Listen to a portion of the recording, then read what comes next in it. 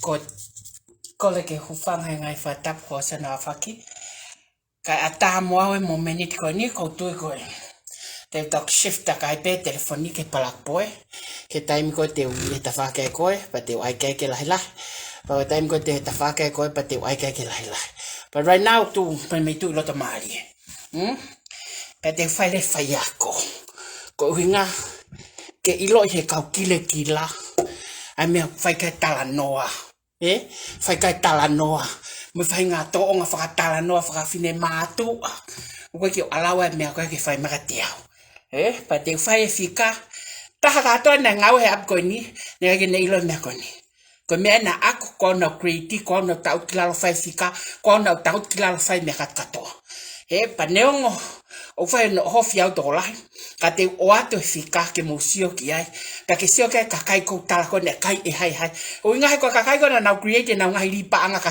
to they cannot do the math all they do ko o mai ka atue that's all they do is just the primary trait on the table when it go down ke deep fika pe na ma me fika ko ya na create he pol kalama ko ya ke na ilo na to ke na ilo to meta pa te fa matala ke iloi he taha katoa a mea koe ni ne kai ke hataha heni de ne fai ha kai ha he te ne kai the program just collapsed and I see a revenue lo token hanga cover profit that's the main problem here ko revenue na si no make kilo token ne lava pay profit na design for por kalama ne kai hataha te ne kai tuku ke kau kakaya he time ko ata vahe he time ko mo mai mong hai sini ko kakai o mai mo ya loi mai ko foi promotion ne tahaval foi promotion ne FANAU foi ta ko siri ne kakai ke mo fok mo mai mo ya o foko tu foi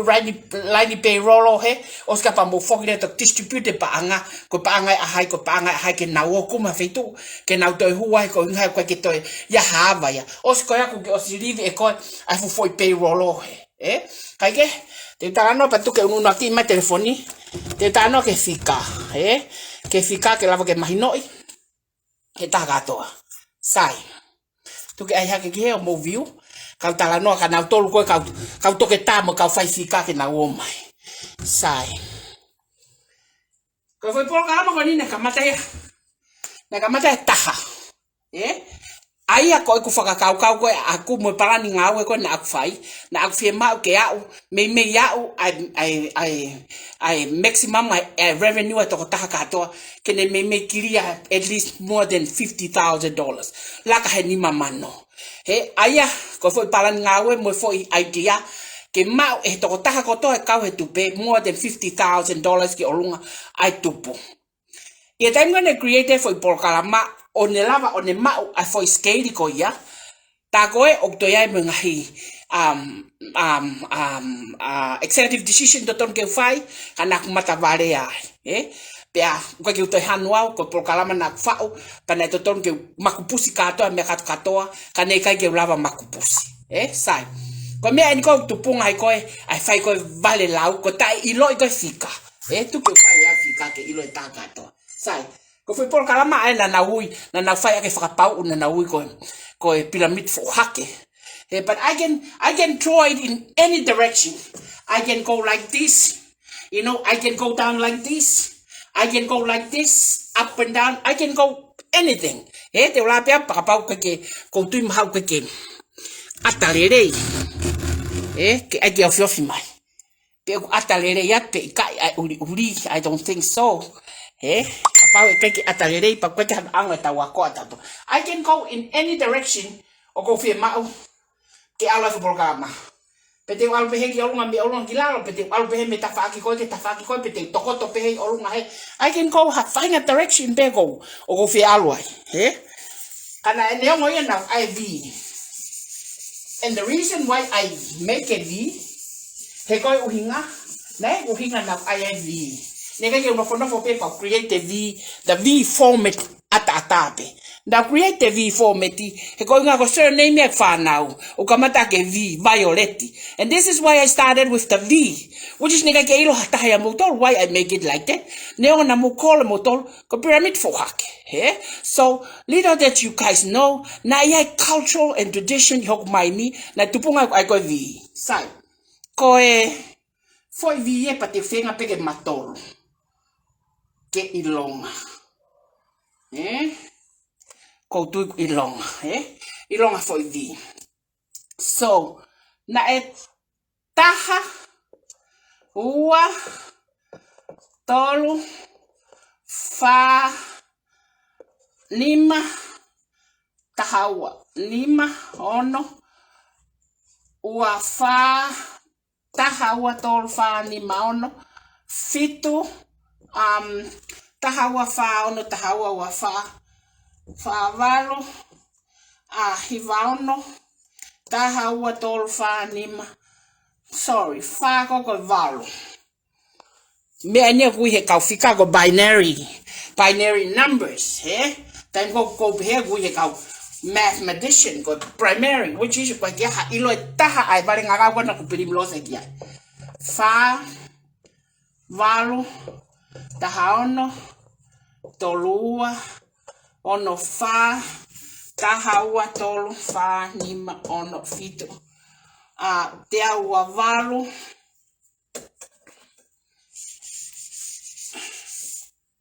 te ua valo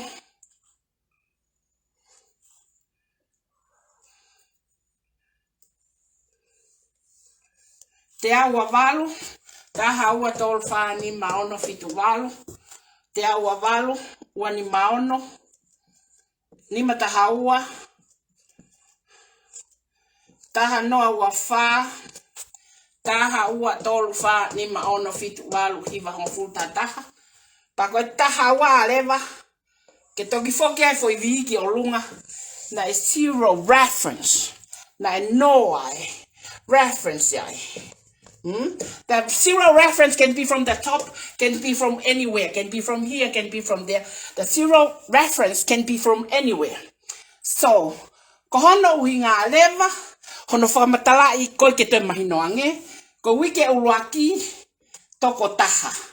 Wike wa toko ua, wike tolu toko fa, wike fa toko valu, wike nima toko nima, wike nima toko taha ono, wike ono, wike fitu, wike valu, wike hiva, wike hongofulu, wike taha taha.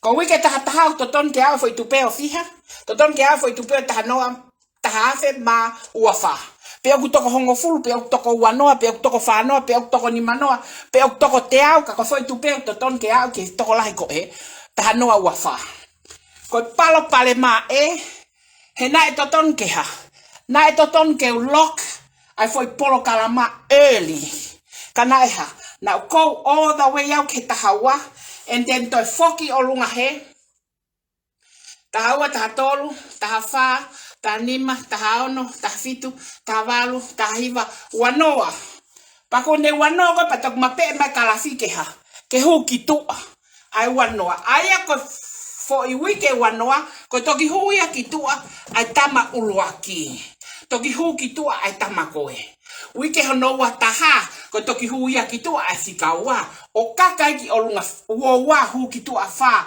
wa tolu hu kitua valu wa fa hu kitua tahano hu kitua ka koe pango hene kai ke hanga e au o loka the amount of money of doton ke maungatai o whakatatau ki he revenue o kui loto sai na ku hau peo tamu ine foi taha kilo ko working capital ya aku ke kamata ake foi polkalama taha kilo sai ko tamare ba ko na ne totongi eia hena kamata tupe na kamata pe tola wafe o hiki to ai tupe tol wafe fafe ko uinga ke ne kava ai ngahita ma usia ko ko ne au ko kilalo ki he ai toko nima ngea tahawa ko na fiu hono fe ngai ilo ilele ye FA'AU mo mea hena na time ko na designer foi fare ko wa ke ayo toko tolungea mo toko tolungea na ke lava tana ke ono ngea ko mea tatau he foi pol kalama ulaki na fiu he fenga ke tanaki ai foi tupe ni mangea tahawa sai Hauleva e polkalama aia ko ne huga wike ulaki hua wike ua hua wike tolu ko foi valu ko e number 8 ko e he aia ko paanga na fe unga mo paanga e ko foi pe taha ua fe li unga taha pe osi pe ua fe li unga ua pe ua fe li unga fiha li unga fa pe ua fe li unga fiha li unga valu sai ko wafe li unga valu ko fe unga mo taha fe ma tahamano tahamano fa tahamano no afe I he taimi ko na e wafe taimi ko na e wafe fe unga mo tahamano o no afe sai ka ko taimi ko na kamata tupe na kamata pe ni mangiao aya ko ni mangiao ko e valu na li unga ni mangiao e valu o ikula ke fa afe ko ba he afika uloaki Sio, ko vai afika ulo aqui, asirini ko o mai valu, sai. Ko ta no leva. Ko vai a hai provide eta no. Ko vai a afika wa o provide eta no. Ko tolua ko vai a hai de provide, vai a afika fa o provide tolua. Ono fa ko vai a hai, vai a valu o provide ono fa. Vai a tahano o provide te awa valu. Ko vahe atolua o provide e wangea ni mano. Ni matahawa ko vahe ya ai to taha ko te awa valu go ni fai. Ko vahe atolua fai he wa ni mano ko vahe ba ono fa o provide ni matahawa. Sai. Ngata he. Ai vahe ko wike fi o ke taha o ke wa o ke tolu ke fa, o ke nima, o ke ono, o ke fitu. Ko wike fitu ko enda successful uia.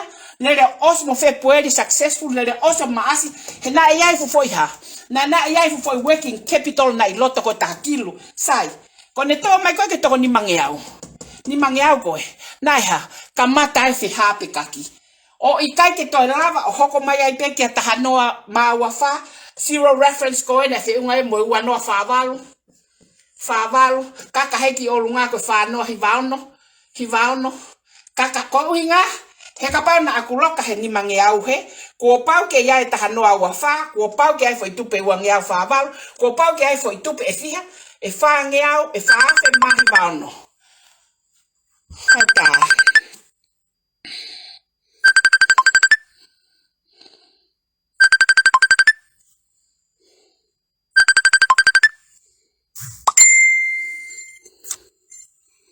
ko hata ki fe ma ke to ta mai o fai yako ke nga tala no aloi ko na ko fai sai ko tai mi ko ha ko ke vai ko to ni mangeau ko ko pau ke ai foi tupe e ta ha fe ma wa fa pau ke ai foi tupe wa fe ma fa va pau ke foi tupe e fa fe foi tupe e fa fe ma hi va no kanela va to tongia ni maua penai ha ne kai ke lava he tupe provide ai mea katoa ko ko me le na he ko ne kai ke vai te aua valu ne kai ke vai wangea ni maono ne kai ke vai ahai ne kai ke vai ni matahaua kame o to tai ko hai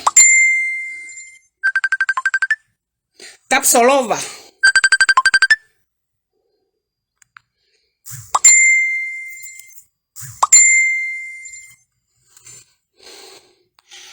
Talato hataha ka Tapsolova ke kataki o to ta mai o ke FIEMA'U ke ta mai fai polkalama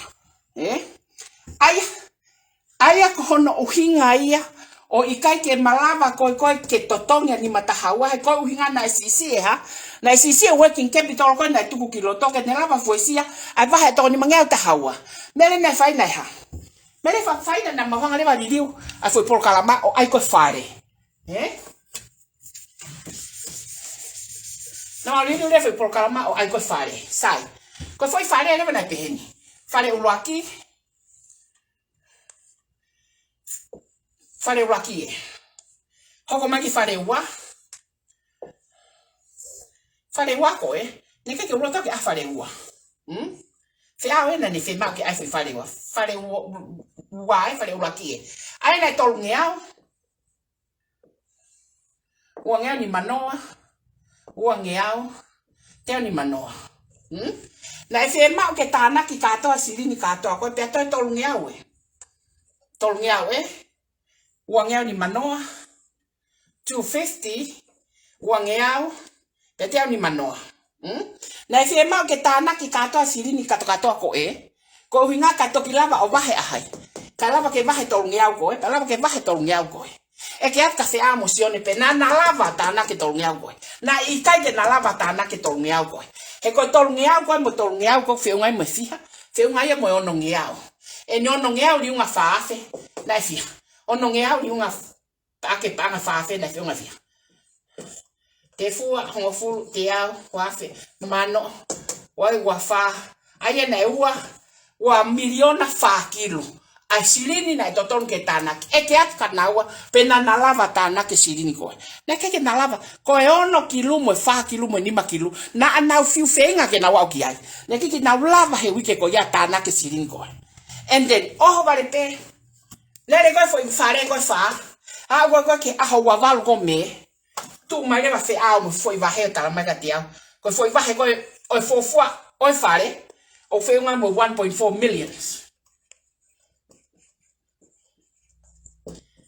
paga taha 0.5 million e ke anka FANAU pe na lava e au ang sin ko kia io na kulava neongo neka ke na lava tanaki why he neka ke na lava 5 fra market ko pe na lava ka kai ko na e o ko to tongi fra market o mai sin ko ka ko sin ko na tanaki me fe ko sirini e fare na to o mai oha o ato fai ake vahe FANAU ai o ke tala e ko loye fare io o kuloye fare he neka ke lava o makupuse ni mangeu ta hawa ko he neka ke lava o mau haha neka ke lava o mau ha foi hoa pe ko ha foi tupe e faafe mahi vaono ka lava totongi anima ta hawa ko ni collapse por kalama pia kai katoa he kau FAKA'OFA o ko ki lalo ko pa to ki mafuri ko ki fare kai katoa ta ki lua ako os au pia ko ha ke to o ke to ki na to ko ke totongi ni mata hawa ta no awa fa some of them na o si vaheia o reduplication mai me olunga o fatau aki and this is what happened ko me na hoko na tuai e ku hanga ha na tuai e ku loka por kalama this is why na hoko e collapse koni ne ka ta haya te ni hanga kai hasilingi no na fai FAKA'OFA o silini ka to he ko no fa na to ton ke vai mani mawa ta hawa valu me he a ri foka to ko na time ko na wa o foko ke ni mata hawa ko si ho mai to ni mata hawa u ka ke to ya ha foi tu pe fa afe mai vaono ke la ke fa va he aga ni mata hawa pa ko ka ne ngo ya e te FIEMA'U be ta no ma wa fa ya ke kaka ki olunga so na ke i lo i pete hanga whakangata e ia por kalama so na mafuri ke fare o whakakau te hanga he whare, o collect ha revenue, kau ki pai time ia he foi ke whaka ke sio, pe ko ha decision te whai. Ne kai ko whai ko kaka, ne kai ko whai ko kai ha paanga, na whai ko ilo i pau e por kalama na utoa, e lava hoko successful, ke mo ia tonga. And this is why. This is what me ako na hoko. Kapag ke mahino ka ko ek fa matala he kai peke to mahino ya he tahana ke fa ha me pe ke mahino ka ko pilimlose he kai peke mahino ko me ko fai ko alko ka ngongolo ke kai ke hai pa fan mo hai mo me os mau ke alo follow kai ke ilo ko hai history ka kai ko ya sai tu ko ka foki mai leva ke foi me por kalama ko ni me ko ni e wilo ko fi ha aki he ni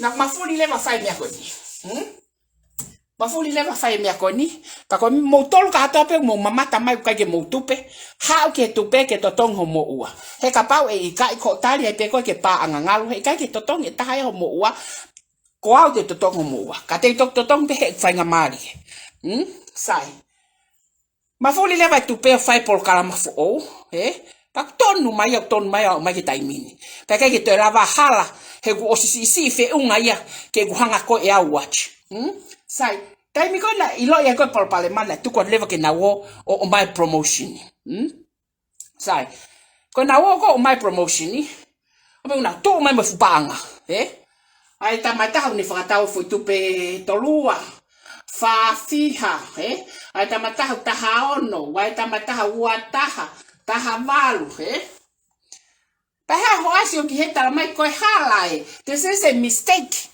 he ko pa anga foi tupe tolua ke ri nga ke fa fe ta tal mo fiha te fua ngo ful te au ta go valu Whenga mo tahaki lua mano valuafe.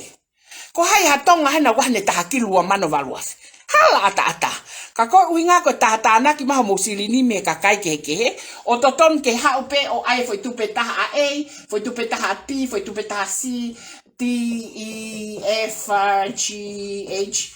O au ki he. Foi tupe hoko be ka kai papa e te palasa ka taha ikulua. Pako pi palasa ka hawa ikultolu. Something like that. It makes sense.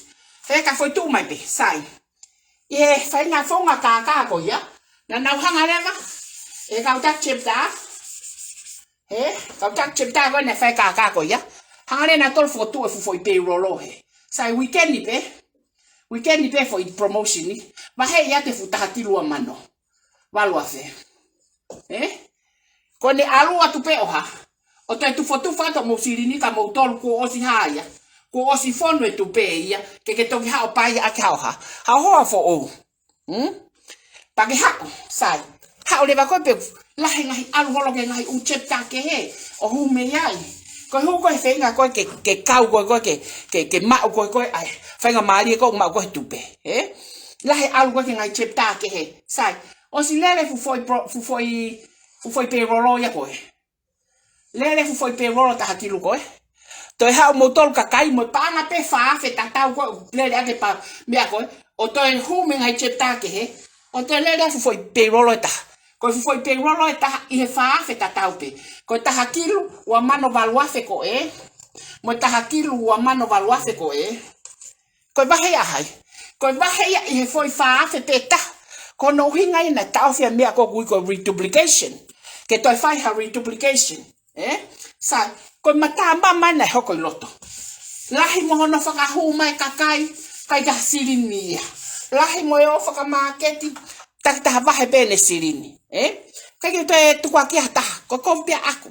Kai ke lava makupusi umata ke hanga o administrative care. Ai a mea kok fai, a mea kok fai, he ko mai foki tak fai mano poto, poto na ako fe na ako kote mo mea ka ta ko. Te faka kau o nausia. Alu ka ta ko kua, vale kua ka to. Fa ngari ko ve gurea.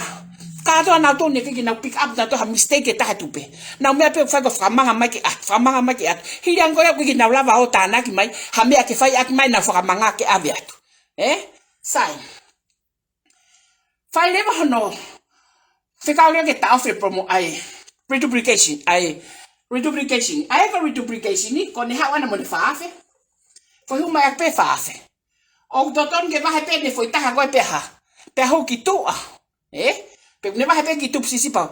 Tu pe e ne foi faafe va he. Ate ne faafe to tana ka te foi tu pe ta ha. Pea vahe valua fe to tanak mai mo ne foi tupe taha, tanak mai mo ne foi tupe taha, tanak mai mo ua, tanak mai mo tolu, tanak mai mo fa, patoki ha o leva ke cria. Ai que foi tupe fia taha, ua, tolu, fa, ni maono, hiva, taha tolu. Foi tupe taha tolu, o produce pe ya heha. He reduplication ko o fa fe. Ne? Ka au toton ke foi tupe pe fia. Foi tupe pe e taha. Ta ko taha tolu ko ke liunga aki fa fe o toton ke fia. Noa. Fai taha wa ave taha fai taha fa moni mawa. O toton ke le mai e ba anga fia. Toton ke le mai e ba anga. Ni mama no wafe. Ke whakatau ake foi tupe taha tolu ko Ko uinga ke ua ha reduplication e por kalama. Ke ne hanga he fa fe o foloi. Ai foi vahe ta ia hano pa anga.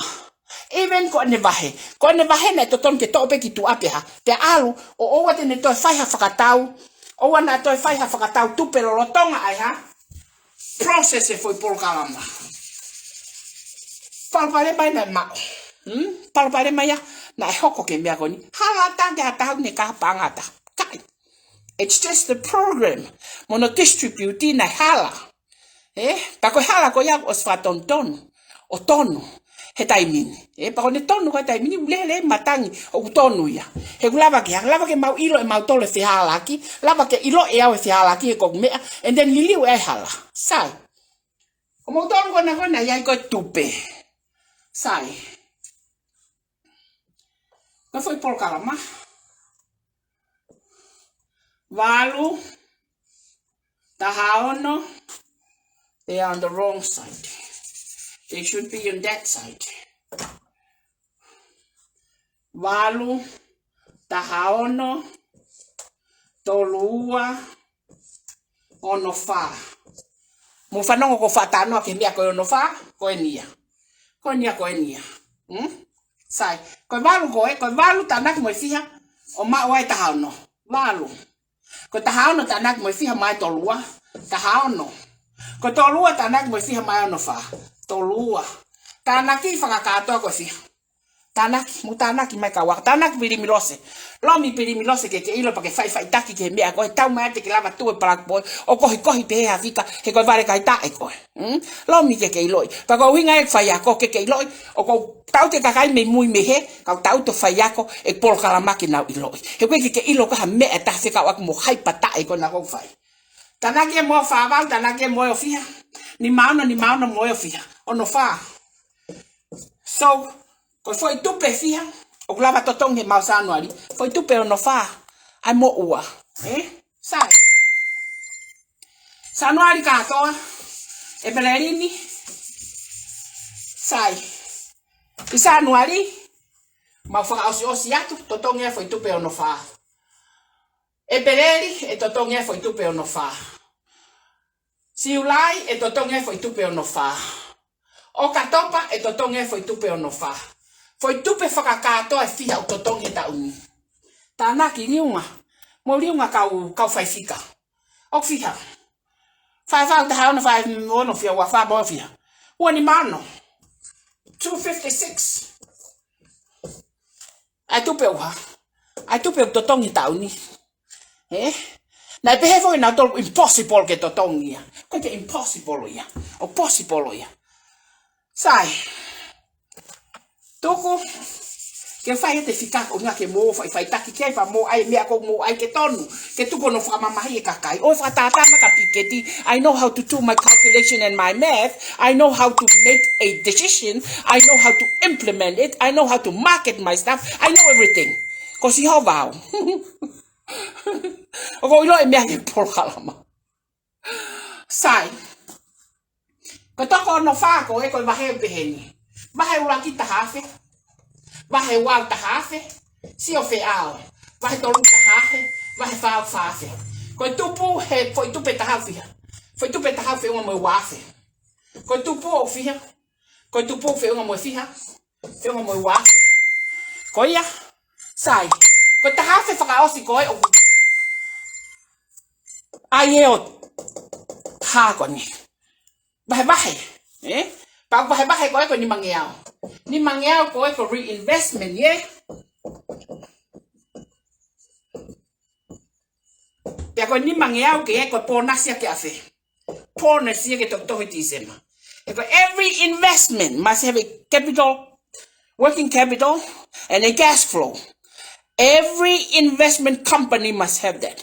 Ko me whakawhaikekea investment company me have flawed pa mo scheme mo ka to ko ako tala mo tala takai holo. He ko pau ke investment capital pa ku ai pau ke ai mo cash flow. Sai. Ko reinvestment ko fo time ko na ko le anga ko ke kau fai bahe ke na to ko reinvestment ko halata. Na tu fa pe na to pau hamu mo au. Tu fa pena to faafe. Ko faafe na bahe na to tom ke to mai ta hafe ko reinvestment hala to mai. To ki to pe ko o se te bahe mahalo fitu ngo fulu pe ko bahe ngo fulu. Hono fai ko to mai reinvestment. Hala ke to mai reinvestment he ne ka na ilo na to pu ai ke ha a reinvestment. Ka ko se ni ko fa matala ki ai. Sai. Ko fo I wafe ko ko working capital ako Ko wafe ko tupu'i. Ka be he ko mo wa ko faafe. Ko tupu ko wafe e kore mi ai wafe ko ta tore mo wa ko fiha ko wafe ka ke ngata no ma o working capital lo holo mo wa he ma o ken ko wafe te hu mai fe he ko pa ke hu to fa beta Januari e peleri July October hu to fa beta ai ko tupu ko wafe ka pau ko foi tupu ko wafe ko ke hu ka to he umahina ko o ko loto le kia he ku ke lo yolo pa ke pay attention ki tambe a fai ko foi wafe ko eri uma fiha li uma fa Wafe, liunga fa. Mai fiha, mai valuafe. Ko foi tu pepe fiha, foi tu pepe taha. Ko le fa fe ki he toi fiha, toi fa fe. Ko tu pu ko fiha. Ko tu pu more pehe e ku aitiamo e ku fakakau mo e ku polo kalama ta te ke kau ha me taha ki ai. Ko fa fe. O kwa ha me pehe. O kwa mea pehe mamani ke alo fa'u ha polo kalama pe tupu pehe pe ka ke totongi ko ka ke al free be hala pa ko tala mali ko fa'u mo panga me fe ia fa'u ake ai ha o mo tolo na fa ka pe mai wa kai na ma mo tolo mo ka pe mai ko ka te au he ko ke mo ilo ha te kurieta o polo kalama ko fo ngai o mo lava totongi aki ai mo ko ka kai he tala fo ke na tolo ia o kwa impossible ia ke fai possible ia Hekwa, ilo e fefini ia ko ni risk. O ne mia ko ne foto u. Ni ilo e ne risk, ilo e ne fikapa, ilo e ne fa matalapa, ilo e ne mia ko to ape. Ni ilo e ne tisisi no ne fai ke ne mea en time halai. Time ni fa halai fofia. Ono fape. Hekoi ha. Hekoi ono fape ko lava pule ile dei. Hekoi ono fape ko lava ka ngawe. Lava ka investors or invest. Ono fape. It's only 64. Sai. 64 ko ya fia. Ono fa ko ya oku. Foi tu peta hak tola wafe. Liunga wafe. E mai fia. Te fua hanga fulu te au valu tahaua. Ma wa fia. Panga taha kilo. Ta na ke si ulai sanuari pirimlose ai ke talmai ko ngahi kahoa hana pe mo milimile kilo ko ne ako ki tise ma ko to milimile miliona ka ngafe holo hofu nga ka hena hono feinga ke ta me ako siasi e homo nga ka pe mo mari hono feinga ke fai nga siasi ka te mulava sanuari na mautana ki pe sin ka to ko fia ta kilo wa mano valwaf sai Takiro mano valuafe ko ya peha. Eko a. Ane mo sio mai ka o. Hanga fa hino mo peka ke mo ilo me ko fai. Sai. Ko foi revenue o ikuluya ke fiha. Takiro mano valuafe. Eko tu pe fiha pe. Eko tu pe pa pe waf. Sai. Ko va hena fa matala ani nai ai go expenses here. Expenses here. O fiha. Fafe. E que tu pufia, tu puafe me hoafe. Liunga ke fafe ko no fa o ma fia. Liunga perimilose na ma liunga fa pe kai noa ta hano ave ta ki ofia. Wa val wa pe ko wano. Fa ta hano ave ta fa wa fa mo wanima no. Fia. Wa kilo pa mo tolu masila ho mo fika ke mo faka ho ale mai tai min be wa. O ha. Fi molea, le kila. No ake ha. No ake revenue koe o kutana ki ihe bahe atanga fiha kore panga takirua mano valwafe e ma we me fe tilila e ma o me fe he ko me ana fore ai por kalama uruaki ko ikai ke ya ha revenue pehe ke ne lava marginalize ai huma e kakai pa mo profit ko give out. That's what happened in por kalama and everybody mafuke di olunga kaila o kai pa anga homo vare kai tae. No. O no ake tahakiru lahe mea ave ta tau me polo kalama ko osi he mea o mai sai ko ha mea fai kai tirila sio mokila sai expenses of ikula ke fiha expenses of ikula ke ni mano ko revenue ikula ke fiha ta walo differences of fiha tahawavalo differences kame faki wa ta poto hena se amo o tuka to ko ya hai fone algo mi heni sione manatumo toni hai mo ilo ha me faki pe ko mo sio ke mo tok faka kainga he go mo mate teke sione ke ne ifo system ne ka ke mo wa ko mo tole me ko heni ne ka ke wa ko ya ke mo ilo me ko heni. I never thought anybody he system ako na mo mai pe fa o pe mo tanga pa mo alo ke kape mo tol ke mo sio mo to sai ko no way sai o kuyai ane nai na tala o kuyai ha o kuyai pa ngani mangeau ko haya reinvestment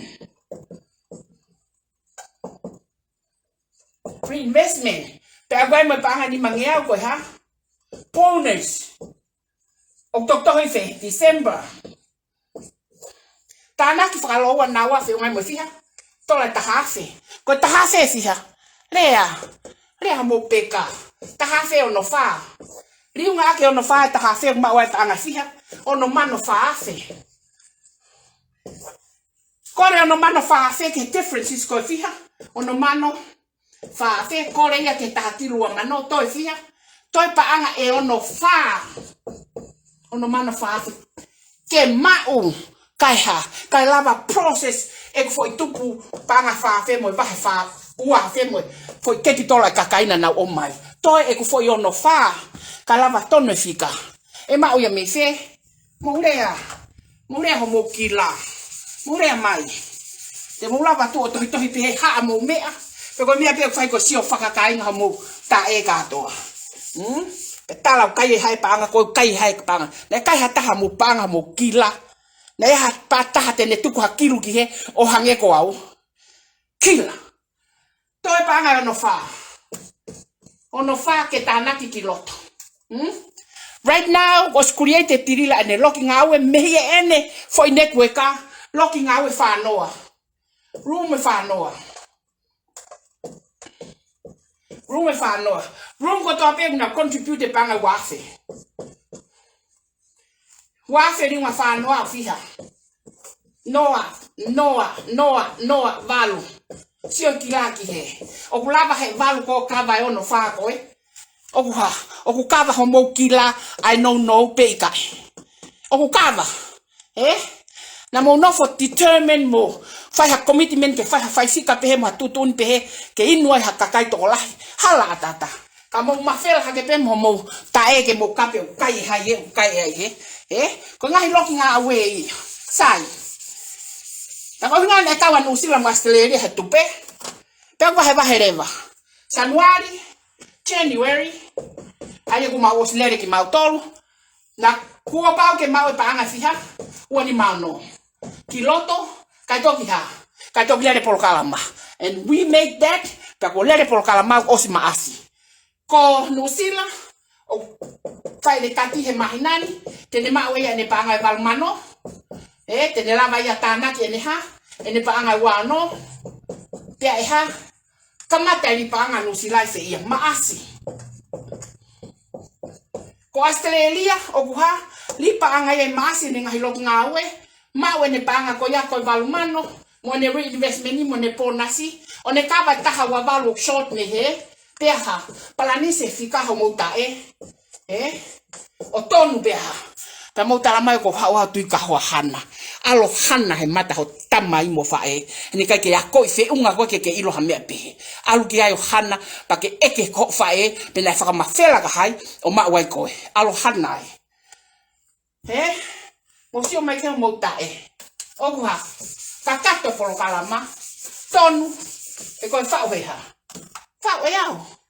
e ko ngwa ko piket mo si o ka mo nga ka u ki ai amo no foke mo la nga FBI kata the most jealousy crime in America fra huange ki authority America ko fa Tonga fakama elo ko Tonga pa mo mai ke mo mata mai o impossible ke to Tongi impossible mo fuke i me via Monsieur Guy, ko to fa va be pa tamate va ve ko to ke na mo copy ka mo to ki o mate si o pe video sio Monsieur Guy mo tae na haina ne kai hapanga na kai hai ko tonu e por kalama ko ahoni ko hala na ko anefi ka pa ne kai hala na ko anefi he kai te tonu por kalama ahoni he kai ke ilo I halaya he ko le so near to make a mistake fall to ta kilo break o to ka homo mata e ki to ka ke to lava fa ha me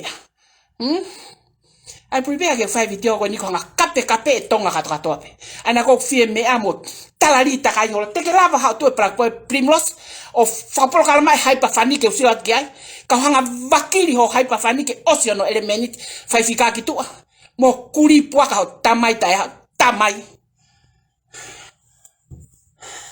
mo sio ki ai ko ia ko me na fram ke hau pa ta te fe hu pa fe video ko ni Ko feu FATU'I tapo atori fa mahai wa ke mafukito.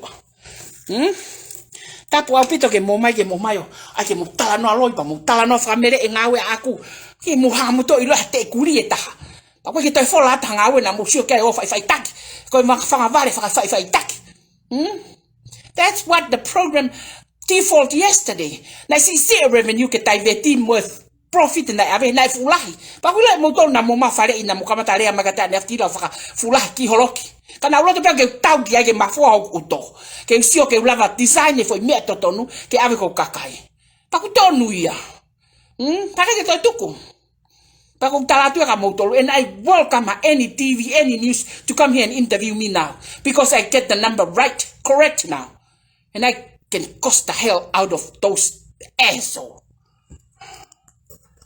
koya musio ke hamo kila pa mo sio tai tu ke video sio ona to tu sio pe me olung kilalo sio olung kilalo ke mo ilo fika ke mo fai taki ke o na ma hata fai taki por kala ma ko hai ho hilo ke o so singa mari tu maino he ko lai he a pouri a mo snow mo me ka trato ko fa la loto ke fika ke tonu ke kwa ko kakai musio ma mo fila ki o ton ton me ko me na fa ko ke to ka me ka palangi pa ko ke to alo tu ta ka hol me ben ko palpale mai ko policy ko ni ngai institution financial institution ke to ho mai mo receive mo sending ko ki palpale mai ko ta mini pa ko si how to fix it I know how to fix it ko ya musio ke hamo la hoe kata doksi ho ko khelai e fai ko teacher I'm a very good teacher pakapau na alo fayako mago singa popula ta tamsi goodbye everyone musi ata hai na kawako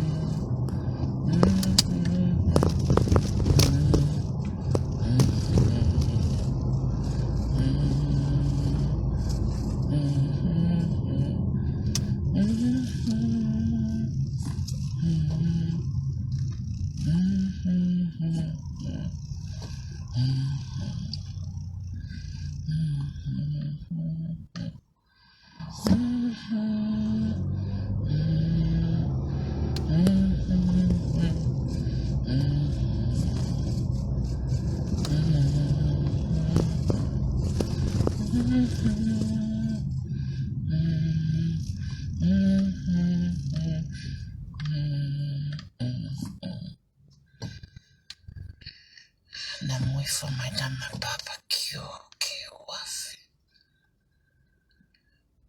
But anyway. Hello everyone. Malota mai. Ake pepe ake mira mui.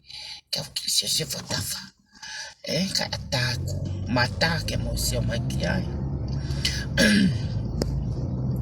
Fa mo kule la he kai me melie. Mo sunflower fa oli mama holo sai. Ko eku Wai ka fin moto ale NAUA. Ka wai be ngai fere ni mama Pa wai be mo ko ngai family. Ai ko fa fo pe ka pa go ala ko ya o ko ke hofi. Na tol o fu fa matato. E tu awa yo fu ke makau. E ke pas fra la ka pa ke puke ta out of pe mo internet. O guai ngai kau ngā mea mamai, Paguai o ku ngai where ni mamai, Paguai mo e tewhitoi uhinga o ngā ue. O guai ke uloto ke ala noa ia ke hataha, he guai ke hane ilo mani tau keiki ai. Sai. Ko pea kou tala noa koe ni, pea kou kurea koe ni, Ie mea koe ni apelim lose pea mo saloni. He koe ke nalama na tuku noa i o kuingoa, o maari whekina o kuingoa. Aia koe uhinga langa i nau shooting star, mo langa i nau ngāwe, ko langa ko uhinga koe, ulaki langa ia o mea. Tala noa pe kia apelim lose. Tala noa pe kia apelim lose. Pa ko fia, e ko hoko koe mōtolo, pe ko roa mōtolo ka mōtolo, ke mō whai taki kia. I lok sat koe lose ko whaapuha. O ku ke duplicate koe e ku whakau koe ne kati ai grow polo, nengo ku mawhai mato he mea whakatonga, kau ke duplicate he ope. Ko au, nau whawhai, whaka-organisation ai whenga paanga koe ia. Nai hau peta ki taha pau keirere peta i min tau taha ia. Ko au, o ko whai, na ku whai e mea koe ia, whaka-organisation ai kati koe ia. Pako sat ka koe ke whai. O whiawhia awa he whai hanga awe rei, ke mo ua ka hangutu, mo ua ka mo elelo, mo ua ka mo whakau. He kuiki ke lava ko create hanga awe. Ko tau ke hea lose. I can create things because I can visualize an idea. You cannot do that. But because you cannot do that, ki haoleva koe mo whamatala whawhine mātua, mo tau lālanga, ai ku kape aki ko vare kua, ke whamatala, he revolo koe lose. You cannot get there. And it's not bad at all. You have to just admit it. Ko whakahoko ko silini, ke idea ko a saloni, ko yongo mea ke he ua. Saloni create an idea. That idea worth $1 million o ka successful. O ka ikai fo ipa ne follow up. Pa kono uhinga ia, o ko tua kau mo saloni, neongo hono ta malaki a saloni. Because he has or she has a component to the idea I've been started as an investment ke mo uia Tonga. Tonga wala resources lose. No resources. It's only handicraft. It's only the ocean. Ako ale momoko. Siat kena ke tsunami. Ko uta. Ko pau ke whakatoka he volcano ia ngai top soila. Ka tok whai alanga ngawe ki tokanga. Wiki ke ilo e koe mea koe alose. You never talk I levolo ko ia. He kei pete ke ia u koe ke levolo ka o tala noa. Ka koe pango he koe rea Tonga tere leva. Pa te ai pe mo poku mei. Pa te poku mei o neanga whakate poku mei. Ai koe hakoa. Ai koe hakoa hingoa ko ai. Namu pi, kako aya e awia, namu poku, mei, a o seni mo mana wha o ngā ue. Namu poku, mei, po tem ko pe e ai mei wanga. Paka mea ku ke hau ko whai. Namu poku a mei a tae mana wha o whainga tāna ko whai. Ko no for share video, it's more like ongo mātua tau lalanga, ongo whine mātua tau lalanga, tā mai ene tutua me, taratata mai me, pe koe puno o whine motua ko he weavingi, ona whakatau whilafu ake na tala noa. Nothing important. Nothing is an idea. Nothing is a vision. Ke lava fai ke ngawe. Ko me pe wiloi, ko ai bongbongi o alo ngawe, pagi ha mo paanga ko ia o totonga ko pila, pe to kon ka hai fa ko pua. Fai olu, that's all you know. You cannot able to create a meal fa saloni. Pa ko no hinga makao mo saloni. O hinga ya ko teke muyai, he mea ko ne fai, he ko loto ke mo ui hakakai, e fakakau fa saloni. O ko loto ke mo ui hakakai, he ko uhinga, that's the next thing. E lava mau e moia tonga. O ka fai e saloni, a mea koni o tonu au pito investment koni. Wako iloi, kono generation o salon ki lalo kone FANAU poto. Koko ya lose kwa ke of kwa kia, pa ke te create ko mo FANAU a mea pe, I don't know, education o FANAU. Lava o sio ke education e FANAU saloni. Ko hoko atu ia. E ka ko hinga asimai ke ure atu ka koe lose. Talamai ha foi toko taha ne ukai ene paanga. Talamai ha foi toko taha pe. Kakai ka to ako tala no ako ope. Pa ko tau pe ki office ki he. Ko tau pe ki office lose. Ko to he palak po faya ko e pol kala mai tupe me te wani o au ke ne palo palema. Ke sio ki ai pe te ke lava au. Te ke lava au o fika ki ai. E ki lava ko au ki ai.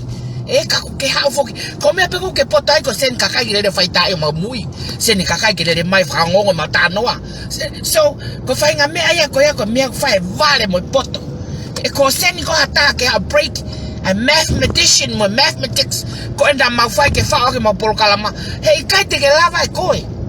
Kai. Pa kai ke hau koe ki ai. Pa kai ke hau koe ki ai mo kakai mo tala noa. Ko inga talat kako ke vale kua. Fai be mea vale kua, koi follow investo paanga, pea ka kua more. Hameo kai ke kokoa ho monga, ho tahakilu o talamai na mono ya ipafani. Pake lere holo hono advertise ke kakai, ke NAUA to invest he haipafani. Someone wrote to you and said, mea maari, e kai ke whanonga koe. Hameo kai ke omai e mea koe. E ko mea tatau, you don't know those people na create a haipafani. You don't know them. I know them. I know their history. I know their names. I know their parents. I know where they come from. Because koi ha lose. Hena akua koi ai totonga investment yo iloi. Pa wa tok fa bea. Pa ko ha ko talamai koi koi fai hala lose. Eke kam Bill Gates pena to ofiha ene software. Eke ka Mark Zuckerberg o tatala noan he mea Mark Zuckerberg ko millionaire. O Mark Zuckerberg ka kane spend $1 million every day e tau e uangea o no fitu o te peke ose ne paanga. Eke kiai poko haina ne suia o totongi e millions of dollars ka successful ne ngawe. Eke ka Elon Musk ko fia paanga tuku hauna ne poro a millionaire mamani. Okay, tala no ko hele tano matolwe. Tala no hake ko tuli hake ai mo fahinga fonga vale nganga ko me ka pensa no vale kuwa. Because you don't kai pete ke lava ko aukie. Hene kai ke au ka wako. That you have to go to the classroom ke o mai a whakahino mo foi kapa sa folau ke folau at o whako uto. Ne ke whako uto. Na ke whao takai o wei ka takai manu kia takai mamani e ne hoko ko paka TikTok i Amerikani ka kokoe. From one man to another man to another man to another man. Fire men ke men. Ko mea kui ko kai ke ilo ikita. Ko mea hui ko vale ko tangata ko ne fire to tape poto. He ilo he fefine hono pa usi ia ka kai tangata pa mafuri hono atamai me vale kai tae o poto. Ko ha poto ko na e ako iko I api ke fire ke ala to mas mo fefine ke na mohi olunga ka ke mohi lalo ko ha poto ia. Ko ha mea hui ke pehe u ke vale he ka ke poto he ha. Kake poto he whakamawhela no ape he interneti mo whakamawhela no ape he potu lala koto ape I mamani o uluke he tamaike pia ka pao koe ke ilo ko tamai ko poto hao ke hao lau mai ko poto hao o kuke hao lau mai ka pao koe ke lo tamai ko tamai pena ne tala whare kalapu fofoanga koe hentahini koe. So if the man says koe kono hua koe tamai lose Fuafua ako ke iloi o tamai pa ke toke harea. Ba ko talaten ka te ko utala la kula ko tuen ka to alo ai me fa potoi office. O ho wata ha blele ke office. I have an office lost. I have an official office. I paid more than 5,000 a month ke to tonga ko office. Pake ha ke tala no mai kuka ko ko. Why? Ke ha tala no ke tala no mai na ke le mai ka te ke ko fa more no. Na ya ko ya kamai. Ka ku ke fai hanga ka kakai ko le fa more ka ku ke mo o ka kakai to tongi. I did help to pay. Papa ke ilo ko. Ino to pay tai mini o ku quiet ya. Grene quiet nga fa long pe. E ko tok ilo e awe ta ko me ko mau mai ko o fola mai ko ke motion mai ke mau success. Pa ke sai ka botol. O mo lele motor ko me aki fe hala. Ai fe hala ki ko step ya ke mau kakai ke tumu. You don't even know a long term to pay. Long term to pay palane to pay. Ki ya okay. Ta o ni mami hen. 10 of those people a long term I for investment club to pay. Wala na ni make $1 million. Ko ena na mo Thomas ko na 5 fika ko ai me ko siasi. Na fika ha ka palange estimate siasi ai ngawe siasi ofia. La kaya 4 million na ala tato masa fakatogi lalo mahuinga ko mahino mai me peua te tala me peua na fakatogi lalo price ko iloi o ku ikai ke mahuinga pehe ka wange maana he ko kaka oa fumatu aki manu be ko fiema me ko ya ha me ko me ko ya lo se taimini ko kaka yene sias ko ya tama ka tia Tilila feka wange he ko ne tu fa feka o reho masiasi ke o ma wange ma ume anga we wange ma ngai lori pa wange mo ma wange to kon ke reipa ko hinga ke langa fa le lotu pe ko ha langa ko na ko siasi usira na fa sen prono okay sio na ya contractor de alo ngawe aka kakai ta to tong ya ne alo estimate ngawe okay sio ke me aku ko vale ngau wia me aku ko kaka pena kaka to mas criminal mind ate panga ko ya fa o tanga ko me aku ko kai me kaya kaki hau ke fere apuna lo se ilo mo saloni na kita no kai tol kilo fa kilo tatu pe get painted now like that just like that the kare salon ka I'll do it ko fe la hipo fe ai pagan da te ke ala ni ma million like me hanga tana fe au ta fa million na full million na val million na te kuli ka to mo fangili panga ka to pani ka ke wala ko na kakai I didn't ko na kakai na kwalo o fa fra market ke ko ngawe to ton ke fa hako ke investment ke ilo ia ke ilo ia pagano tamin maulo we have to put things in a low key he ko hinga ko tonga ko kakai lo to ko ana ko ke fai ana hame ke to alo eke pa ko loya ko ka loya ngawe ilo loya ko ngawe peke amount of mo ta kilo it's $25,000 como kita ni ma motor ko te loya te piloia kita ni ma ko na ko mo ai loya ako the best 10 in America o guys ana ko ya o $25,000 ilo ka muy oku You don't even talk big while you are poku me ata manafa yo mo kasi fahinga ata mai hange kokoi pake hau ke hau ako naki mai pake hau tamai na foto ko faem fota eni ko me pena ke pule ke pigment ko skin pena fe ho tamai he ke iloi ko pigment skin ya tamai na lan brown as Polynesian pako Polynesia koko ya ke lanu hinehina ko ya ma ke tata mo tukuhari hinehina uri lava na tala kakai ho tala se mutu ene alwa ko ki olunga ka asmai fuko wangane takauri mahino ya ko hawe uri be landa be me olungi lalo pako me ko fufu'i o ilonga o te ke kapa ke lau na be na ngai ko pa ha kai gatuku ho FIEMA'U tu ko pehe ko buke na ke hao lele holo ai tu ko ke ilo ka me ko ka tu peta mini you don't even know ka mo lele pa mo puna pa ko ha me ko ke lava FBI o fai ha faka ilo pe ko ha nga FBI o ta tikite na ya ha fai hala o hange ko me mo ko to ko ako mo tanga ha me ko fa mo ni au tu kwat ka te mo tol ha me ko ke fai FBI hanga we ke faka ilo me ko mo ko tem ke mo he ko ha na fai be fo nga ngawe. Ko fihalaki ko organizational destructive. Ko ke ilo ko amia ko ya. Nai hoko ya loto ngawe ko aku. Pakai hau le makoi ke hau ke tala mai na ke rea ko ai fai hala na fai. Kau kondei na kato ai nusila sela aloviri mo otu kato ko ya. Na anau investe ufi. Ko ufi tau mai stock toni. Na ukape ta aki mai kateau. Tohi mai kape mai kateau na musio. Do you think o kwai hagwiving awe ke wala fakatau ufi ke ate na paanga kai.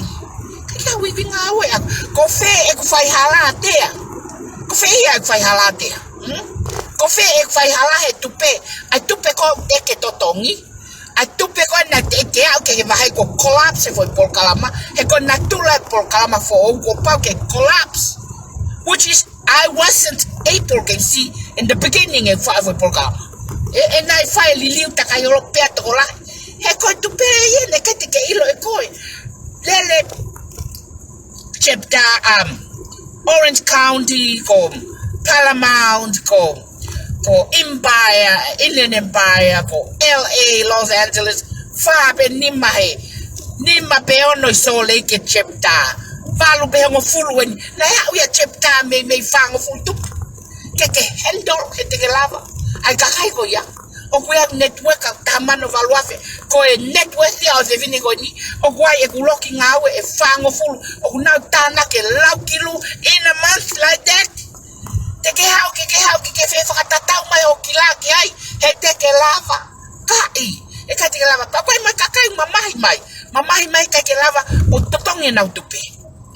Ke mo tala na ukai paanga hele ukai ha paanga o mo osilo ipe maha erepa I hate to say this lele tupe ne kamata sanuari tupe lele sanuari lele february lele maasi lele ulaki wa we wa every why because na li have fine konia $100,000 ke boof for the working capital ka kamata investment como investment na motolu na kamata pe ya me full mo full na hala tata ya mo me motolu ata ta motoki wat po buy share without a working capital and this is why it's hard ke hanga FBI you cut it out as a fraud because scheme or whatever because I have a working capital tam in ke poof ko hinga la lele ya tupe and then fu utokola pa pue mai okay ke lava e working capital na tam ini tam hono ngawe ha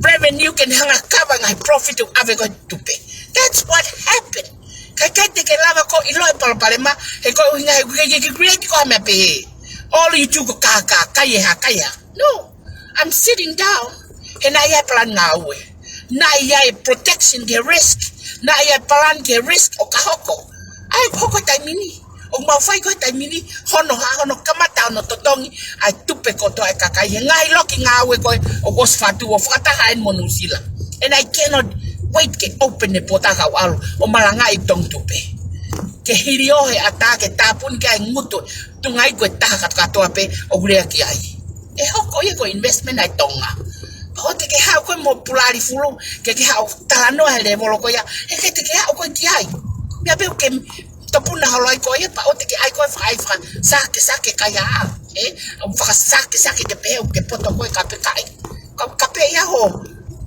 hilo loto te ka pe bia ke mo magi tua you know o ko sa ka pe no ya pe ya ka pe no pa ko wi ko ta hene ko ya ko iro ilele ya no anga he wikai ke no fasalonia o email takai holo kakai mo ame eta until o fema salon ke ai hamia ke hoko ba email ta ko ba kwa ka tahine no ke ne fatu palau na os feo ya mo ya time la ka wa ke no fo hata o hoka salon e pikam le salon ni ko fe utokovia ko e la o hoko fu e ko salon ni pe and I hold that lady to my arms into me close to me for a long time because ogo ilono natula ko tahine o ngawe ko tahine ko ofa de ma loto ofa ko tahine loto ofa pita salonia ka kono hoka ka wa family o oku hono hoka e FANAU akirisi hono hoka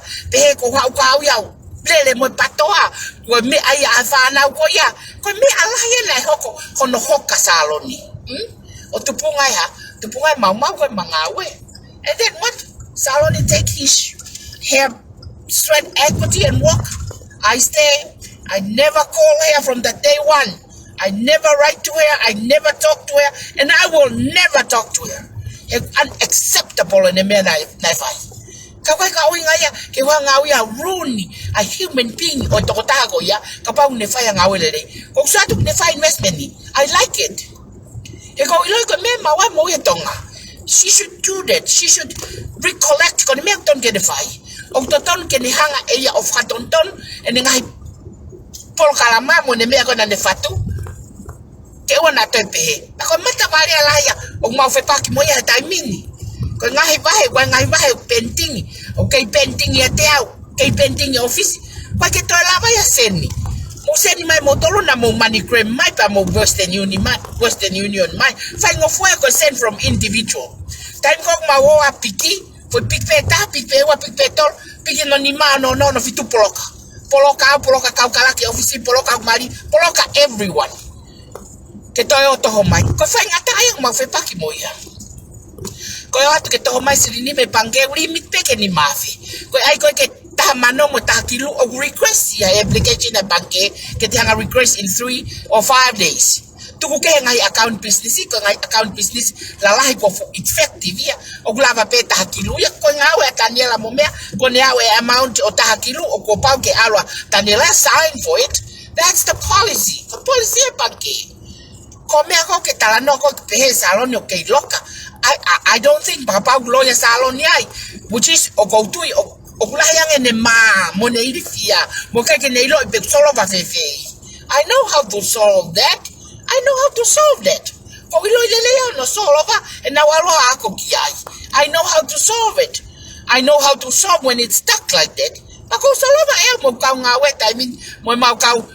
Tupe og mau FAKA'OFA ko taimini og mau solva mau tol problema ilonga pe kakai ka ke pensionia alpe taimi ko re amana loto pa na huwa kitua e osi a kakai e alu ka enofo ai ha a loyal people ke na hanga fatu ai ngawe ke tu pa tok fa movete ki maman pe ko ngawe pe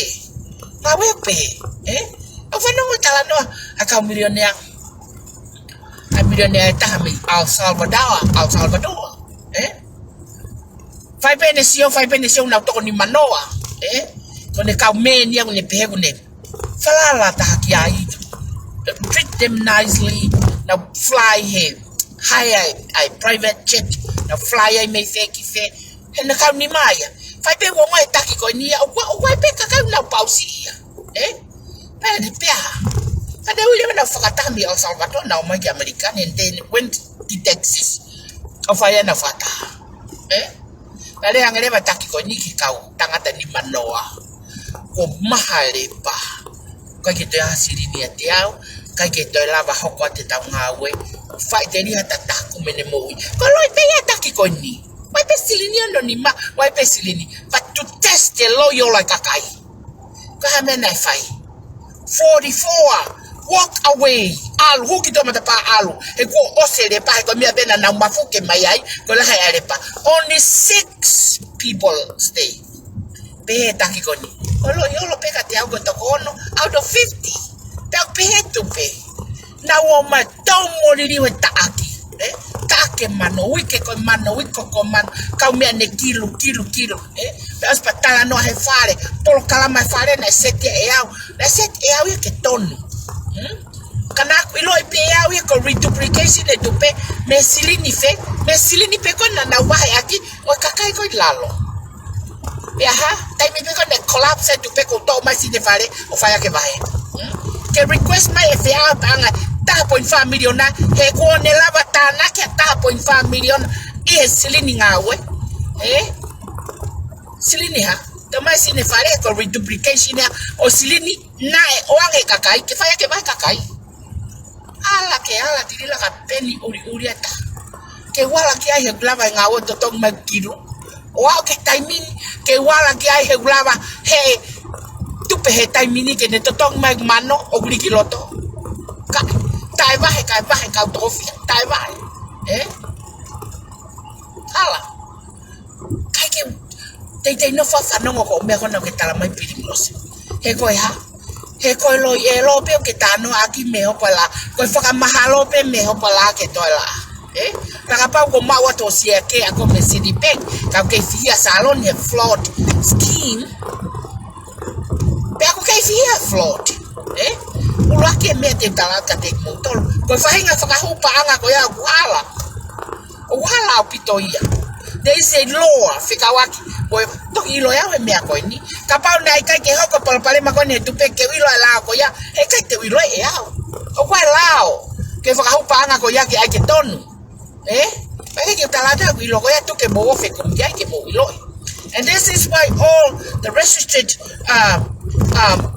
financial institution make it as a problem because of quite a lot of 10,000 red flag policy and I institution. When you more than $10,000 of now alert, like Bank of Stockton. Wafwa kamata tuke na Bank of Stockton mo Bank of America. Ilong ako lahayang Bank of America na nautukoy pe na tol ma transaction ni neongo na nawanga fa taya. The Bank of Stockton like who pay $500,000 ni makilu kila matakapalang. Whoa. What type of business they're doing? Everyone oksuke tila, everyone oksuke teddy money, everyone oksuke bekoya. No. The Tongan have invested that money. The who what if I pang hono ko na fikaw ke almotol tilo, ala fikaw Taufu'i. And good thing na Taufu'i o deke huwa tol gilu-giloto.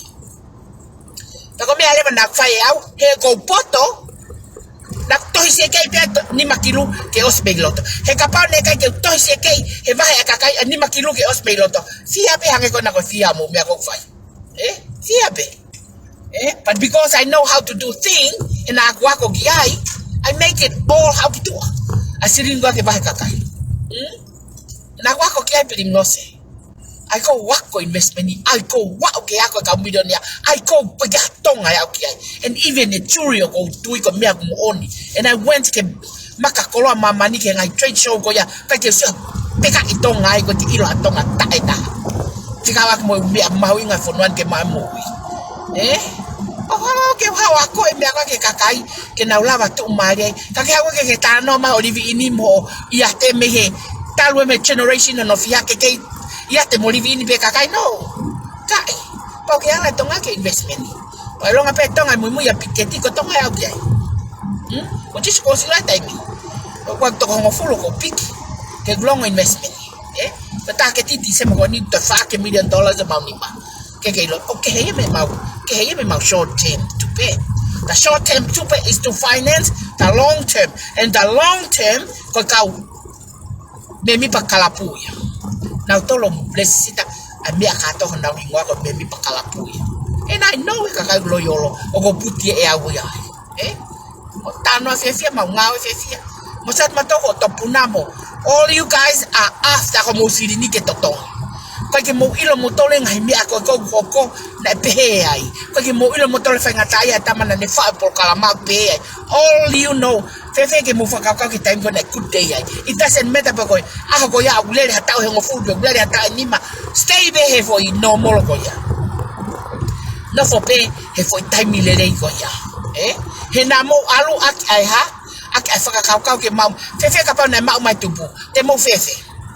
Temo ang ha mano asalon bukan million kai como mahabe mo ya como apio enjoy for yourself fefe time ko no fanga taya tama une fa we mea ke fakatu mali ki tautolo no kato pako saya ene fa mea ko ya o ka ke saya e ujama pako ke saya e flower pako ke saya ai bafani e ko make a balang and any tonga win mesai alo pull money out from there e ko sai tonga ya e ospeko ni pata fe ko fa mo and totong mo panga pe os palangia you cannot get it back mole pe ona ha hatonga tu ha ya motor ma me ka palang e kwa kina wilo e tonga investment all they do go for FAKATOLOUA insurance FAKATOLOUA insurance investment ia ka palang and I agree with that kapag take invest pe ko ke $1 million in your hand in 1 year why go buy insurance alo pai to ke tama mafataha aka tahakilu ke ne faito okoe alo pai hokimo aka tahakilu ke na faito okoe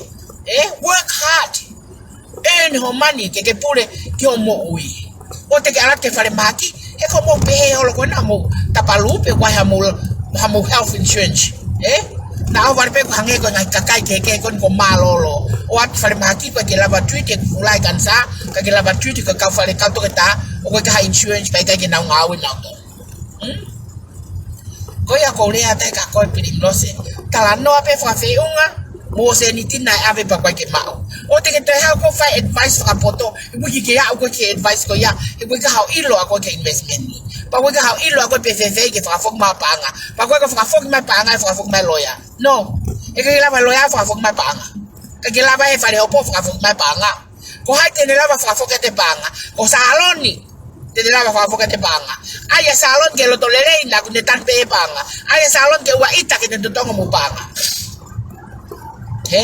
e ko la te ke fa ma wanga pa be mai ko fa ma ka salon pe la ba tongi pa pe salon no banga fa ma ke alo nga popula kai ha ka tan pe salon ne panga pa to tau e o se nga popula auto mai silivisio that's how life is ko to ta te tongo mo panga ko salon tala no fa le ka salon patient pe mo salon no fo pe ya salon ka le ko se to mo panga to to e ka he ko ti tu ya ka ta folo ka pa ko se panga he ni nga wa ki ko pa ke le atu ya kako ha ko ke ai he o pe ke pe ko to ta ko ke tau e fai ala alo tau e fai hala mata mui ko me ke tau I alo tau e fai hala hono he ka kai ko pa ka TikTok ko I amerikani alo tau e fai hala ko ya ko fai hala ya he ka ki te lava tamate ko mo ua e lava totongi ka ko fai hala ko TikTok no ai ka kai mo tamai ke FANAU mo kai ke ilo ho tamai alo ko me ko fai hala ya ko ya malaya mamante malaya langi ko me ko fai hala me ko ha ka me ko na ke ya ka saloni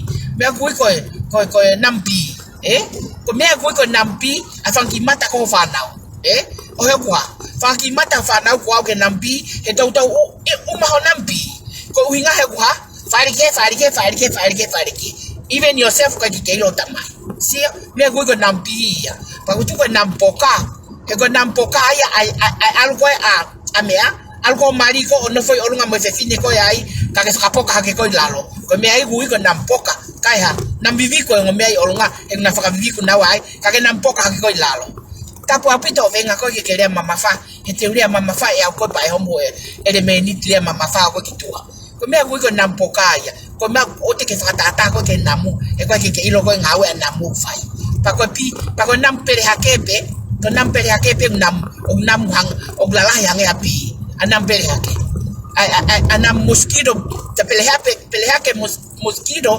it's when that big ange ko big ko pi ka ko hinga fo he ko le ako ka ko nam piene mata ko fo ki FANAU he ko hinga ko ya fanga pi ke na ya fanga pi ke na fanga huma yak na to ko kitua me ko nam pi ke Bako nampoka le vai hono foi lalo kana fa Thomas yo loka o lunga fa vivi ko ai me fineke ka ke fa poka ko ilalo me agui ko nampoka he ko le ape ko fa tonu te pe ole aka te ko patu ko TALA ya ha mo ngai ko TALA vo au ko hina ko na mai ko SIHOVA ko hina pa ka ngai ya ko fa ko ka militu ya ko fa kapate ke sio ko mata mui mo kwalanga te ke tokilo ko me agui ko militu ya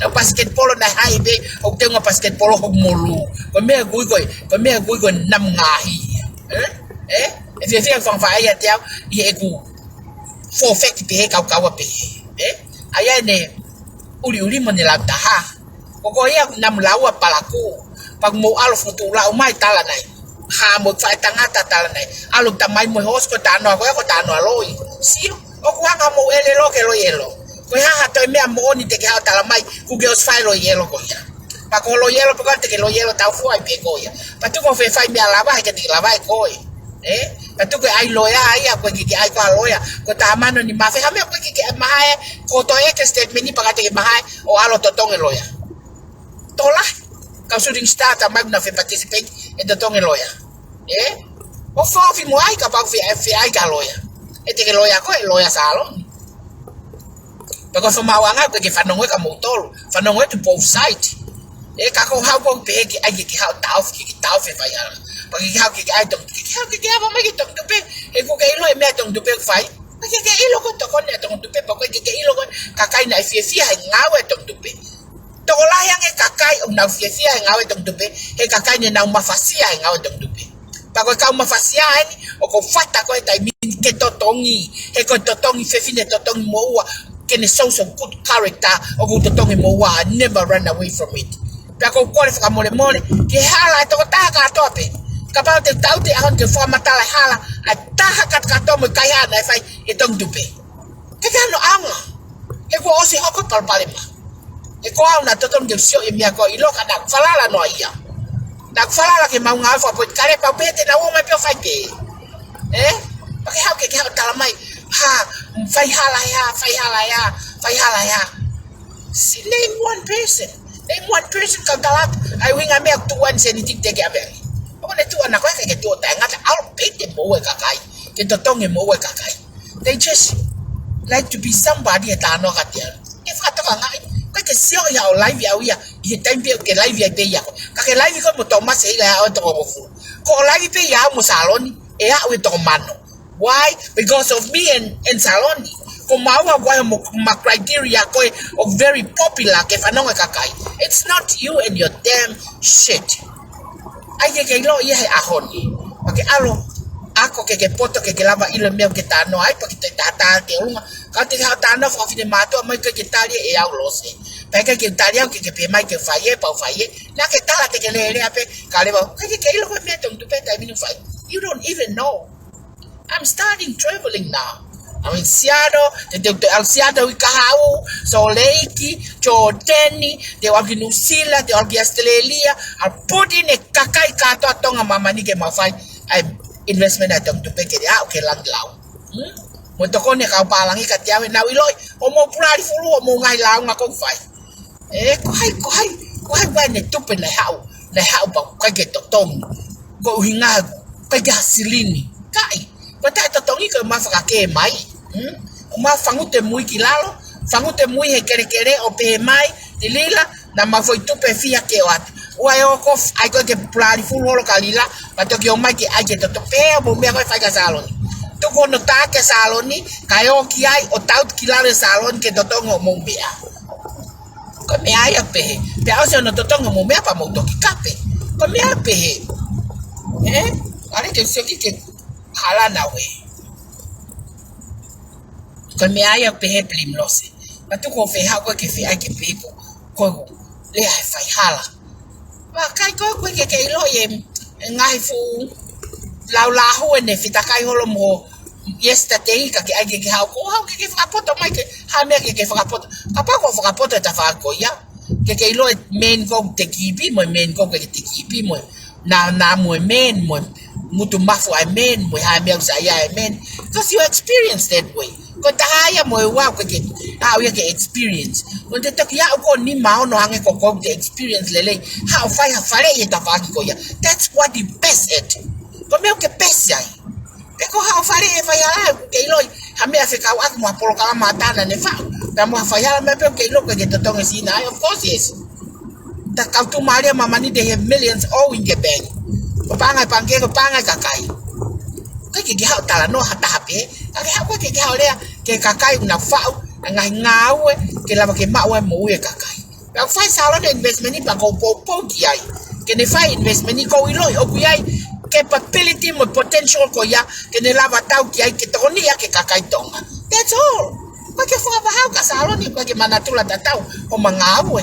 apa na mutala no ya ke tua mo mea mahalo ko tano fa market ya saloni na fai ko lele no elelo ya tiao kala ke mutu e kapane ka ke lele elelo saloni ya tiao e ka te mutete invest mo seniti e me saloni mana ilo saloni on lele no elelo ko ya tiao ka mo ma invest mo para you see how foolish you guys foi me akelila ka to kilava lele fool lead by foolish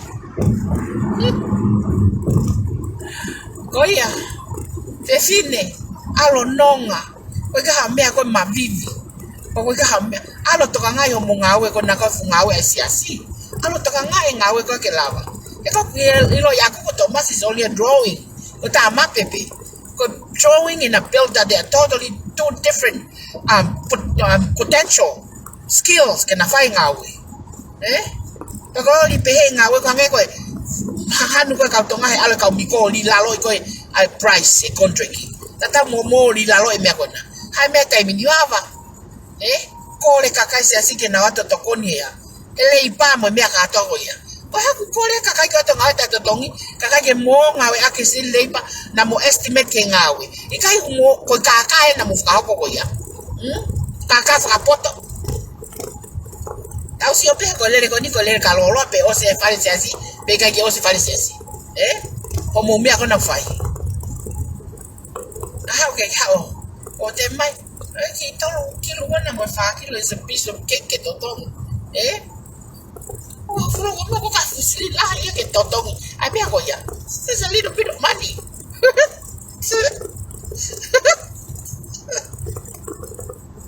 okay how tano pangataha mamita ko fakatoka ma pangataha wa ke fe behe ulmalunga ke tonge loya tamanu ni mafi alo totongi ka pa FIEMA'U ke fi kubiham fai hala ko me alo totongi ako te he o mai salon I bank statement ni ke ne mai ia ko fe ho yang mo ke ai ko fe nga ke mai me ona proprietary information na ona ko te ke lo ia ko You may be owning a business, but you don't know the element of a business.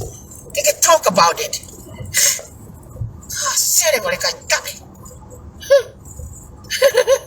We get to go get my proprietary information as I don't my. I mean, Anna, and she has a right to keep it. You guys has no right to ask for that. Documents. Oh, Jesus Christ. Ai va la ko le HONO ia takai holo. Al pe ko no ko pe ta ha ki se ni ti ko akoi. Hala ta se ni te ta mi ko na ke le holo ai tu pe te toto. Hey kai te toto nga me ka to na le mu holo ya ko na tu pe. Me ko ya toto tong ka pa toto tong fa pe pa. Pu ko lo mate e toto tong pe. I will never pay that until ko lele yok mafu o lele. All of the tupe de totonge ya kakai kato na lere mui ko of ka ngutu la of ka pola mai tali peke a of ka osi ke totonge e ka primlos ai ke lo mi ako ke kore e o atu mo mi ako ke kore ka ke o atu o kore de bank statement ni ko ha be ai ke kore at o ku ke o sta mai pe ke ngwa salon ni of course yes ko fa ka ho pa nga ke bank account na salon ni ko decision ni ako na ke fai you make that decision. A wrong decision, you make that decision. Ang ito pay how TAPU'I. Fakao di ko na, kaki alpe ko uniform pia. Ko decision niya ako, kikalo uniform pia, magka fakao li, pia kiti uwayay. Ko decision niya ako, kikalo masiri, o fakao ko salon. O tiki to tano may tanot. Fa market a salon mo talano may katiya ulere me amoya. You make that decision. O tiki to kwakia salon ni, ini kan jalan salon ni alo tu toma panga mo pangke o abang you. Nagalo mais sinto ya. Kokope. O alke saloni. And it's your own decision. Pega pa o kukove ho own decision get ko follow. Follow kikila ke fere kakawai ho tanga he ko decision na ke fai. Tike ha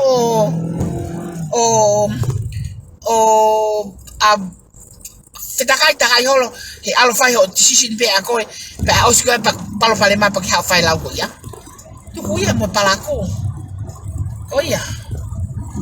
Eu au que ngau que ka to tau lele o foi akoi. Ho vale kuwa ke lo por kala ma ke lo. Me na hoko mo me fiala ke si o mau kilaki. Alo to fenga tata fago te ke fenga mago ka te ke. You will never win in my world. Me abete ke win ai ko lo elo falta la no. Lele holo no faita ia mo ai holo fa ngolo tala noa. O me abete ke win ai ko lele holo fai holo me ko. How go you get ata mai mo ke reasoning mo fa ngawe. No, you cannot talk in that level, so you better shut the hell up.